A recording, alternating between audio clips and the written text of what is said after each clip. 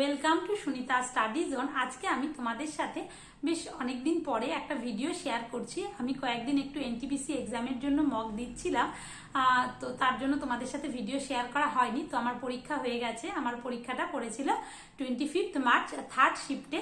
তো তোমরা যারা এনটিপিসি দিলে কার কোন শিফটে পরীক্ষা ছিল, কোন ডেটে এবং পরীক্ষা কেমন হলো, মানে কত অ্যাটেম্প করেছো এবং কত পাবে বলে আশা করছো, সেটা আমাকে পারলে কমেন্ট বক্সে জানিও, তাহলে আমারও ভালো লাগবে। আর এবছর আমি ফার্স্ট টাইম এনটিপিসির পরীক্ষা, মানে কোনো রেলের পরীক্ষা দিলাম। আমি যেহেতু মেনলি স্টেটের পরীক্ষাকে ফোকাস করেই চলি, মানে মেনলি ডাব্লিউবিসিএসকে ফোকাস করে পড়ি, তার সাথে স্টেটে যে এক্সামগুলো হয় সেটা দিই। তার জন্য আমি সেন্ট্রালের প্রিপারেশন নেওয়া হয় না এবং সেভাবে পরীক্ষাও দেওয়া হয় না কখনো। তো আমি ফার্স্ট টাইম এবছর রেলের পরীক্ষা দিলাম, একটা এক্সপিরিয়েন্স করার জন্য যে কেমন হয় দেখি। আর এর আগের বারও আমি ফর্ম ফিল আপ করেছিলাম, তো করার পরে অনেক দূরে পড়েছিল, বিহারে পরীক্ষা দিতে যাওয়া হয়নি, তখন আমি দূরে ছিলাম। তো এবছর দেখলাম যে আমি শিলিগুড়িতেই আছি এবং আমার পরীক্ষার সেন্টার শিলিগুড়িতেই পড়েছে, তাহলে একটু দিয়ে দেখি। মানে অ্যাডমিট কার্ড তো কয়েকদিন আগে মাত্র বেরোয়, তো তখন আমি ডিসাইড করলাম যে আমি পরীক্ষাটা দেবো। তাহলে পরীক্ষা যখন একটা দেবো তাহলে তো আমার মক টেস্ট দিতে হবে। তা আমি এই 4-5 দিন 4-5টা মক দিয়ে নিয়েছি এবং তার সাথে একটু অ্যানালাইসিস করেছি যে কেমন কি পরীক্ষা মানে আসতে পারে কোয়েশ্চেন আর কি। তো সেই বেসিসে এক্সাম দিতে গিয়েছি এবং যাওয়ার পরে তো অনেক রকম অভিজ্ঞতাই হলো। সেন্ট্রালের পরীক্ষা কোনো রকম কোনো মেটাল অ্যালাউ করে না এবং মেয়েদের ক্ষেত্রে যারা বিবাহিত কিংবা অবিবাহিত অনেক সমস্যা হয়। বিশেষ করে আমার এই নাকেরটা নিয়ে ভীষণ প্রবলেম হচ্ছিল, কারণ ওনারা পড়তে দেবেন না কিছুই। তো মানে নাকের, কানের, গলার কিচ্ছু কোনো মানে মেটালের কোনো কিছুই পরা যাবে না। আমরা যদিও এটা জানি, কিন্তু প্রতিবার নাকেরটা অ্যালাউ করে আমি শুনেছি, কিন্তু এবার সেটাও ছিল না আর কি।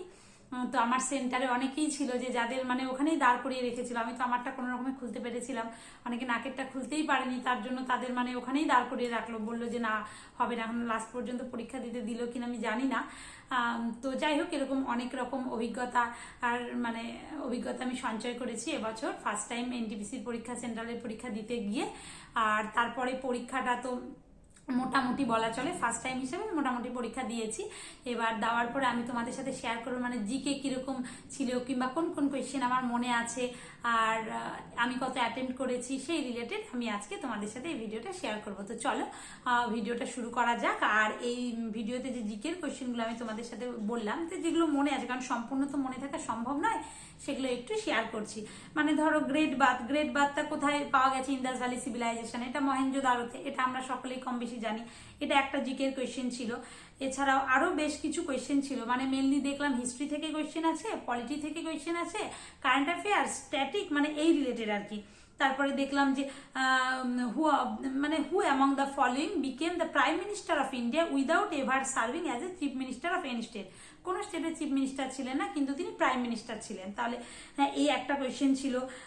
তারপরে আরও যে কোয়েশ্চেনগুলো মনে আছে সেটা বলছি। তারপরে কারেন্ট অ্যাফেয়ার্সে একটা কোয়েশ্চেন ছিল যে মার্চে কে নামিবিয়ার ফার্স্ট ওম্যান প্রেসিডেন্ট কে ছিলেন, সেটা ছিল।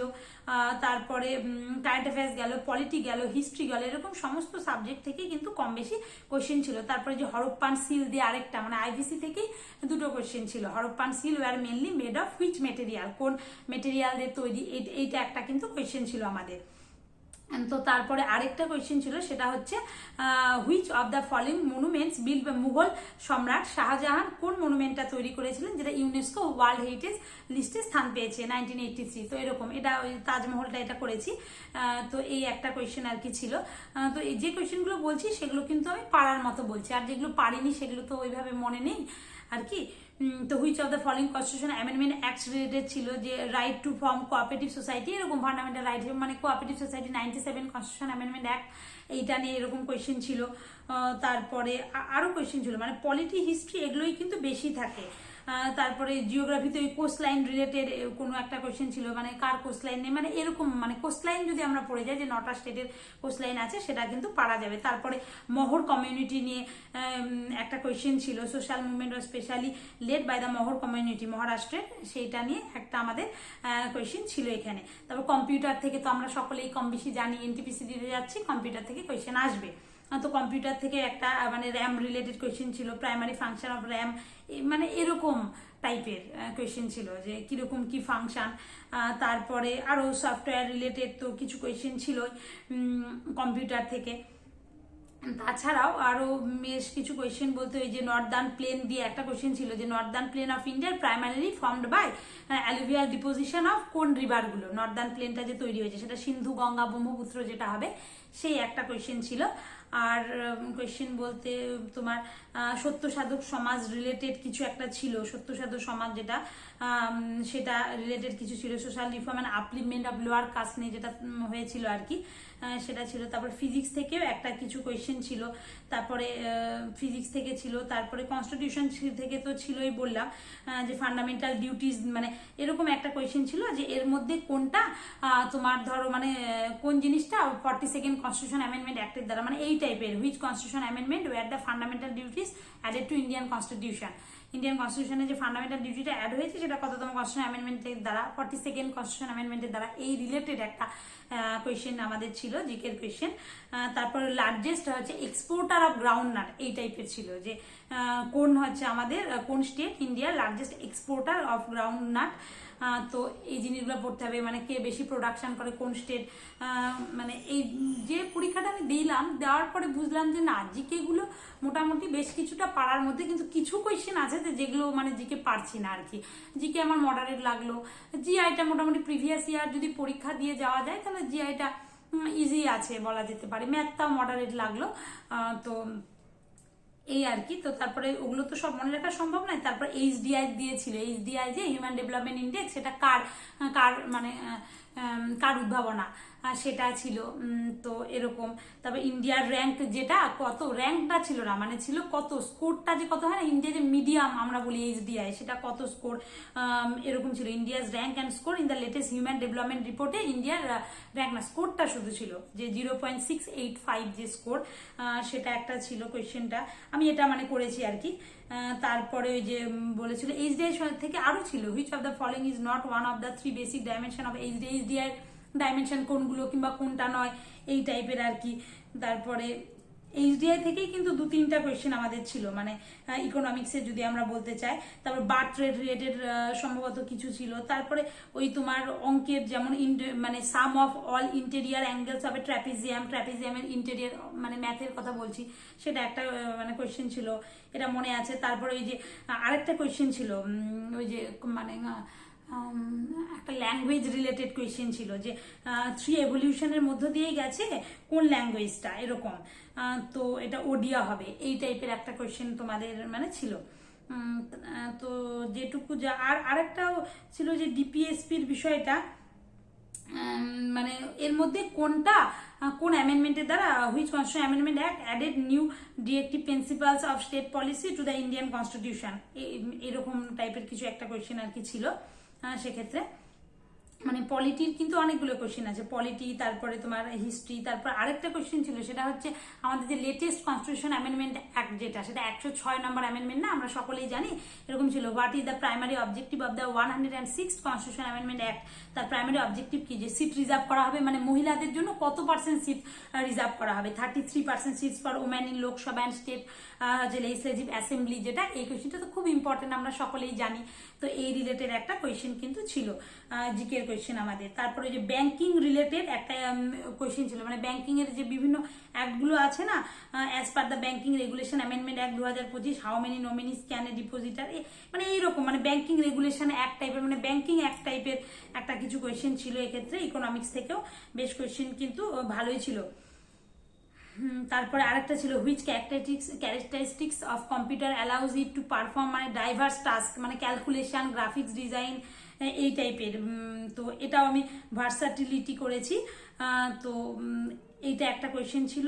আর আরো বলতে তারপর mother Mary comes to me, এই কোয়েশ্চেনটা না আমার বারবার মনে হলো অরুন্ধতী রয়, কিন্তু আবার না এমন এমন অপশন ছিল না, মনে হচ্ছিল কি ওইটাও হতে পারে এটাও হতে পারে, এটা আমি করিনি। কিন্তু এটা Mother Mary comes to me 2025-এ যে হুইচ অথার রিলিজ ডে, এই বুকটা কোন অথার রিলিজ করেছে, এটা অরুন্ধতী রয় হবে। এটা মানে মনে হলো, কিন্তু করলাম না। জিকের না বেশ কয়েকটা কোয়েশ্চেন আমার মনে হচ্ছিল যে হতে পারে, আবার ভাবলাম যদি না হয় কারেন্ট অ্যাফেয়ার্স রিলেটেড কিছু, কারণ অনেকদিন আগের পড়া তো একদম, আবার মনে হচ্ছে কিন্তু 100% শিওর না, তাই করলাম না। তারপরে এসে দেখলাম যে না, যে কটা আমার মনে হচ্ছিল কোয়েশ্চেন সবই মোটামুটি 1-2 বাদে সবই ঠিকঠাকই আছে, মানে আরো বেশি অ্যাটেম্প করা উচিত ছিল, আর সময় পেলে তো ম্যাথ যে আরো করতে পারতাম আর কি। তারপরে আরেকটা সহজ কোয়েশ্চেন ছিল, মানে photosynthesis related in the process of photosynthesis light energy is converted into which form of energy. আমরা সকলেই জানি যে আলোক শক্তিটা রাসায়নিক শক্তিতে কনভার্ট হয়, এটা একটা কোয়েশ্চেন ছিল বায়োলজি থেকে। তারপরে আরো কিছু কোয়েশ্চেন ছিল বলতে সত্যসাধক সমাজ তো ছিলই, কোথায় তৈরি করেছে, জ্যোতিবা ফুলে পুনেতে তৈরি করেছে, এইরকম একটা কোয়েশ্চেন ছিল সত্যসাধক সমাজ রিলেটেড। তো এই হলো কোয়েশ্চেনগুলো, যতগুলো আমার মনে হচ্ছিল যে মানে আর কি করা যায় আর কি, মানে plants make their own food by which process, এটাও ছিল। এটা মানে ফটোসিনথেসিস থেকে এটা একটা ছিল। আর একটা ওই যে আমাদের যে কোন শক্তিতে রূপান্তরিত করে, লাইট এনার্জি কেমিক্যাল এনার্জিতে, এই একটা কোয়েশ্চেন আমাদের ছিল ফটোসিনথেসিস থেকে। আর এই যে কোয়েশ্চেনগুলো তোমাদের সাথে যতগুলো মনে ছিল সেগুলোই আমি শেয়ার করার চেষ্টা করলাম। তো তোমরা আমাকে কাউন্ট করে বললো যে কতগুলো কোয়েশ্চেন মানে বললাম তোমাদের সাথে। তো কারণ সব কোয়েশ্চেন তারপরে মনে করে তারপর সেটাকে ভেবে বলা সবসময় সম্ভব হয় না। তো যাই হোক, তোমাদের সাথে যতটা পারলাম জিকের কোয়েশ্চেন চেষ্টা করলাম শেয়ার করার। তো প্রথমবার পরীক্ষা দিয়ে আমার বেশ ভালোই মনে হলো। আর যেগুলো আমি পারিনি সেগুলো তো অত মনে করতে পারিনি আর কি। আর ম্যাথের যেমন ছিল ওই যে a⁶ + 1/a⁶, এই কোয়েশ্চেন একটা ছিল যে অ্যালজেব্রা থেকে। তো এটার মান কত, a+1/a এর মান দেওয়া আছে, এটা একটা ছিল। তারপরে কোয়াড্রেটিক ইকুয়েশনের কোয়েশ্চেন ছিল অ্যালজেব্রা থেকে বলছি। তারপরে হাইট অ্যান্ড ডিস্টেন্সের কোয়েশ্চেন ছিল। তারপরে আমাদের যে মেনসুরেশন সেখান থেকে তোমার ওই যে হেমিস্ফিয়ারের যেটা মানে সমগ্র তলের ক্ষেত্রফল একটা আসে না 3πr², ওই রিলেটেড ওটা, তার সাথে আরেকটা ফর্মুলা দিয়ে করতে হবে, এরকম কোয়েশ্চেন। মানে পরিমিতি, মেনসুরেশন, ত্রিকোণমিতি, মানে মেনসুরেশন আর পরিমিতি তো একই, মেনসুরেশন, অ্যালজেব্রা, ত্রিকোণমিতি, এই যে অ্যাডভান্সগুলো, এগুলো সবই ছিল। এছাড়াও তো অ্যারিথমেটিক থেকে কোয়েশ্চেন এখান থেকে তো বেশি থাকবেই, তো সেখান থেকেও কোয়েশ্চেন ছিল আর কি। আর জিআই তো যেগুলো মানে অ্যানালজি থেকে আরম্ভ করে যেগুলো আসে আর কি, অনেকগুলো ধরো সিটিং অ্যারেঞ্জমেন্টের অনেকগুলো কোয়েশ্চেন ছিল পরপর, মানে অনেকগুলোই কোয়েশ্চেন ছিল সিটিং অ্যারেঞ্জমেন্ট, মানে একসাথে 6জন 7জন বসে আছে, কে কার মাঝে বসে আছে, এই টাইপের কোয়েশ্চেনগুলো। তারপর ধরো একটা মানে 6 তলা একটা বিল্ডিং সাজানো হলো, কে টপমোস্ট ফ্লোরে থাকবে, এই টাইপের, কিংবা কে মানে দুজনের মাঝে কে থাকবে, এরকম ছিল। তারপরে তো বিভিন্ন রকমের তো নাম্বার দিয়ে যেগুলো থাকে আর কি, তো সেগুলোও ছিল জিআই এর। তো এই আর কি সব রকমেরই কোয়েশ্চেন মানে ছিল যেগুলো আসে আর কি। প্রিভিয়াস ইয়ার জিআই আমি মানে দেখে গেছিলাম, যে এক্সাম দিয়ে গেছিলাম, যেরকম এসেছিল জিআই প্রিভিয়াস ইয়ার ওই রকম টাইপেরই এসেছে, ম্যাথও কিছুটা ওরকম এসেছে। তো আমি যেটুকু বুঝলাম সেটা হলো মানে জাস্ট পরীক্ষার আগে 2 থেকে 3 মাস আমাদের রেগুলার মক দিতে হবে, অ্যানালাইসিস করতে হবে এবং দেখতে হবে ম্যাথ জিআই কোন পার্টে আমরা দুর্বল, সেই পার্টটা আমাদের ভালো মতো একটু প্র্যাকটিস করতে হবে। আর মেন কথা প্রিভিয়াস, মানে আমি 26-এ পরীক্ষা দিলাম, আমি 25-এর কয়েকটা মক দিয়ে গেছিলাম, মাত্র 4-5টা। সেটা যদি আমি 30-40টা মক দিয়ে যেতে পারতাম, আমি অনেক বেশি আশা করে অ্যাটেম্প করতে পারতাম এবং আমার হাতটা অনেক বেশি ফাস্ট চলতো। মানে আমার হাত কি হয়েছিল বলতো, অনেক বেশি না স্লো চলছিল, কারণ আমার তো হ্যাবিট নেই। আর যারা এই মানে পরীক্ষাটার সাথে এগুলো মানে প্রতিদিনই যারা মক দিচ্ছে, সেন্ট্রালের এক্সাম যাদের ফোকাস, সেটা সিজিএল, সিএইচএসএল, এনটিপিসি, যে কোনো এক্সাম হতে পারে, তো তারা রেগুলার বেসিসে কম্পিউটারে পরীক্ষা দেয়, তো তাদের হাতটা মাথাটা অনেক ফাস্ট চলে। তো সেক্ষেত্রে না এখানে কয়েক সেকেন্ড বাঁচলেও সেটা অনেক ভালো। মানে কেউ যদি এই পরীক্ষাগুলোকে ফোকাস করে, তাহলে আমার যেটা মনে হলো প্রথমবারে তার জাস্ট মানে মোটামুটি যদি বেশ কয়েক বছর ধরে হয়তো পড়ছে, কিংবা 1-2 বছর অলরেডি পড়ে ফেলেছে, তার শুধু মক দিতে হবে, নিজের উইক পয়েন্টটা ম্যাথ কিংবা জিআই কিংবা জিকে সেগুলো দেখতে হবে যে কোনটা, তাহলেই অনেকটা অ্যাটেন্ড করা যায় আর কি। তো এবার লাস্টে আসি যে আমি কত অ্যাটেম্প্ট করেছি। তো আমি ফার্স্টবার এবার পরীক্ষা দিলাম, তো সেক্ষেত্রে আমি 77 অ্যাটেম্প্ট করেছি। আর তার সাথে জিকে আমার কয়েকটা কোয়েশ্চেন মনে হতে পারে, কিন্তু আবার যদি ভুল হয় নেগেটিভ মার্কিং হয়ে যাবে, সেই জন্য আমি করিও নি। কিন্তু এসে দেখলাম যে ওগুলোর আমার অনেক কটাই ঠিকঠাক আছে, 2-1টা বাদ দিয়ে। তো ওগুলো সেক্ষেত্রে আমি আরেকটু সাহস নিয়ে আরেকটু অ্যাটেম্প্ট করতে হতো, আর তার জন্য আমার হাতটা আরো একটু মানে তাড়াতাড়ি চালাতে হতো, যেটা আমার পরীক্ষায় মানে প্র্যাকটিসের মাধ্যমে আসবে পরীক্ষায়। তো এই আর কি, তাহলে আমি আর কটা জিকে সাহস করে করা যেত এবং আর একটু সময় থাকলে ম্যাথ যে আর বেশ কিছু অ্যাটেম্প করা যেত। মানে করার মতো কোয়েশ্চেন আমি বলবো 85 to 90 ছিল আর কি করার মতো কোয়েশ্চেন। কিন্তু যেহেতু মানে প্রথমবার যেহেতু পরীক্ষা দিচ্ছি, অনেক রকমের বাধা থাকে, তো সেজন্য তো মানে 85টা তো করাই যেত একদম, 85 to 90টা, মানে আর একটু হাতটা যদি ফাস্ট চলতো, ম্যাথ ক্যালকুলেশনগুলো একদম স্পিডে চললে পরে ম্যাথ জিআইটা তো যাই হোক, তো প্রথমবার হিসাবে আমি ভেবেছিলাম যে আমি 80-র কাছাকাছি করে আসবো। তার মধ্যে দেখো 77টা করেছি, এবার তার মধ্যে তো ভুল হতেই পারে, তাই না? কারণ তো 3-4টে ভুল এগুলো তো আমাদের ধরে নিতেই হবে, কিংবা 4-5টা ভুল। তো এই আর কি, আমি আমার কত অ্যাটেম্প সেটা শেয়ার করছি, এবং সেটা শেয়ার করলাম, এবং আমার কতগুলো ভুল হতে পারে কিংবা কত কি পেতে পারি সেটা তো তোমরা বুঝতেই পারছো। এবার তারপরে নর্মালাইজেশন সেটা তো পরের কথা আর কি। তো আমার মনে সেরকম বিশাল কোনো কিছু একেবারেই এক্সপেকটেশন নেই, কিন্তু প্রথমবার পরীক্ষা দিয়ে আমি পরীক্ষার মানে সবকিছুই বুঝলাম আর কি, কি করতে হবে কি না করতে হবে। তো এরপরে আবার আন্ডার গ্রাজুয়েট লেভেলের পরীক্ষাটা আছে, সেটা যদি কাছে পড়ে তাহলে দিতে যাব, আর না হলে পরে দেখা যাবে, কারণ সামনে আমার আবার WBCS পরীক্ষা রয়েছে। তো সেটার প্রতি মানে ফোকাস আমি দিতে চাই। তো তোমাদের কার কেমন পরীক্ষা হলো সেটা অবশ্যই কমেন্ট করে পারলে জানিও। তো এরপরে আমি আবার রেগুলার বেসিসে যেগুলো পড়বো, যেরকম আমি তোমাদের সাথে কোনো ধরো প্রিভিয়াস ইয়ার যেমন WBCS আছে, এখন আমাদের স্ক্যানার থেকে চেষ্টা করতে হবে প্রত্যেকেরই প্রিভিয়াস ইয়ার সাবজেক্ট ওয়াইজ করা, সেগুলো আমি শুরু করব করা, এবং সেগুলো তোমাদের সাথেও শেয়ার করব। তার সাথে আমি পড়ার যেগুলো ভিডিও ব্লগ যা বানাই টপিক ওয়াইজ কিংবা সারাদিনের পড়া, সেগুলো মাঝে মাঝে চেষ্টা করব তোমাদের সাথে শেয়ার করার। তো আজকের এই আমার এই NTPC রিলেটেড যে আমার এক্সপিরিয়েন্স, তার সাথে আমার অ্যাটেম্প্ট, এই সব কিছুই শেয়ার করলাম। তোমাদের কেমন লাগলো অবশ্যই কমেন্টে জানিও। তো আজকের মতো ভিডিওটা এটুকুই, ধন্যবাদ।